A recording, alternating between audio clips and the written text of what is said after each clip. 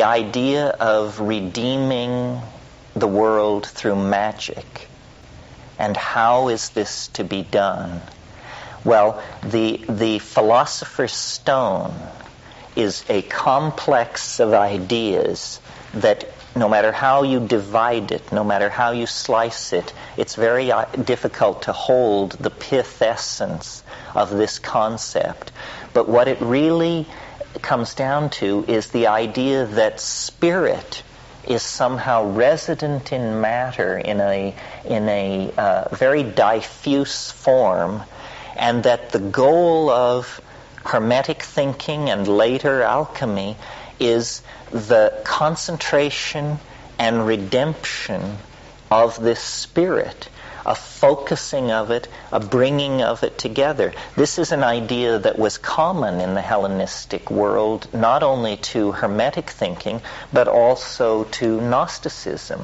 Gnosticism is the idea that somehow the pure, holy, real light of being was scattered through a universe of darkness and of saturnine power, and that the goal is, by a process which we can call yogic or alchemical or meditative or moral/ethical, the light must be gathered and concentrated in the body and then somehow released and redeemed. And all esoteric traditions, East and West, talk about the creation of this body of light. And we will not in this weekend talk very much about alchemy, non-Western alchemy, Taoist alchemy, and Vedic alchemy. But in those systems too, the notion is about the creation of this vehicle of light. This is one metaphor for the externalization of the soul. The Philosopher's Stone is another. And I will challenge you to try to imagine what the achievement of the Philosopher's Stone would be like, because it's in trying to think that way that you begin to dissolve the categories of the Cartesian trap. And so imagine for a moment an object, a material, which can literally do anything. It can move across categorical boundaries with no difficulty whatsoever. So what do I mean? I mean that if you possessed the Philosopher's Stone and you were hungry, you could eat it. If you needed to go somewhere, you could spread it out and sit on it, and it would take you there. If you needed a piece of information, it would become the equivalent of a computer screen, and it would tell you things. If you needed a companion, it would talk to you. In other words, if you needed to take a shower, you would hold it over your head and water would pour out of it. Now you see, this is an impossibility. That's right. It's a coincidentia oppositorum.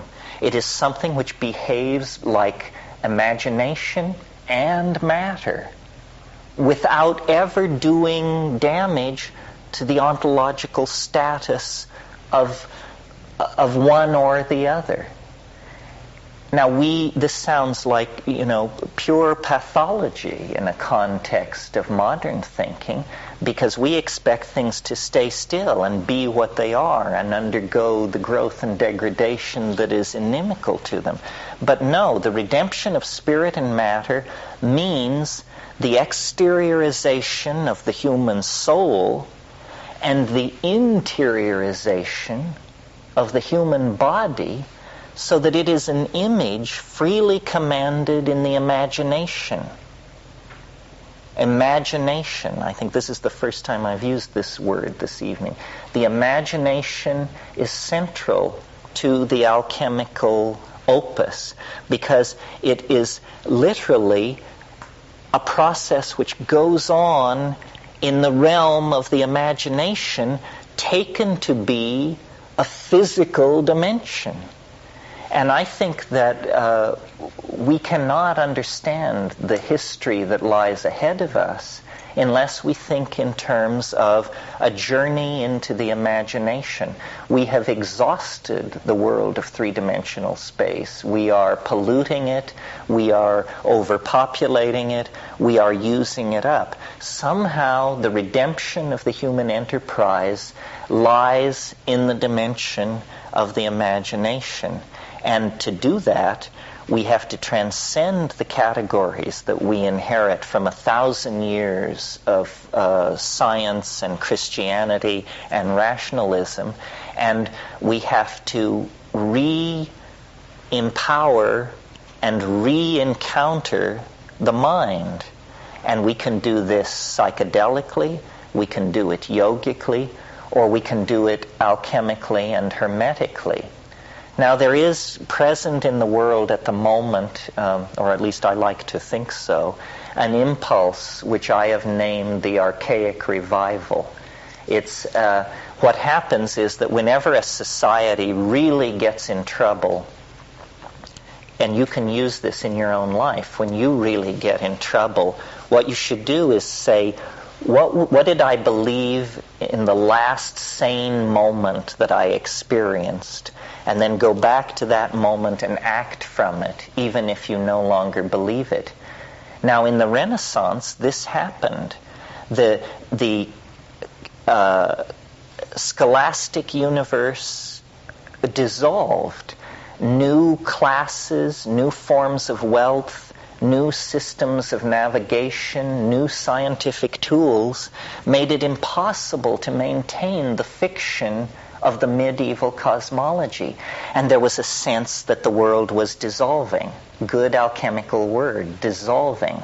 And in that moment, the movers and shakers of that civilization reached backwards in time to the last sane moment they had ever known, and they discovered that it was classical Greece. And they invented classicism in the 15th and 16th century. The texts which had lain in monasteries in Syria and Asia Minor, forgotten and untranslated for centuries, were brought to the Florentine Council by people like Gemistus Pletho and others, and translated, and classicism was born. Its laws, its philosophy, its aesthetics. And we are the inheritors of that tradition. But it is now once again exhausted.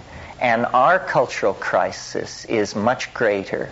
It is global. It is total. It involves every man, woman, and child on this planet. Every bug, bird, and tree is caught up in the cultural crisis that we have engendered. Our ideas are exhausted, the ideas that we inherit out of Christianity and its half-brother science, or its bastard child science.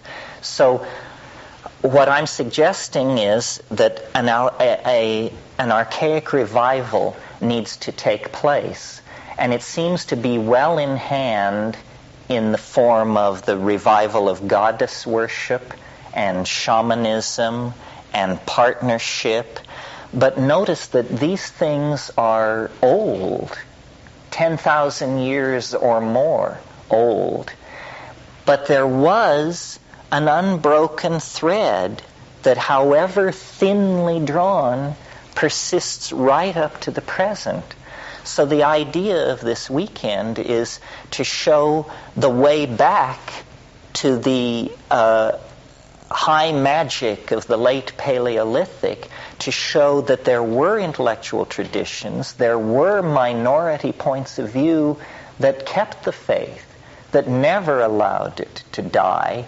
And to my mind, this alchemical, hermetic, Gnostic, Egyptian, Chaldean thread is the thread. And if we unravel it with sufficient care and attention, then we can build a bridge from the otherwise nearly incomprehensible high magic of the late Paleolithic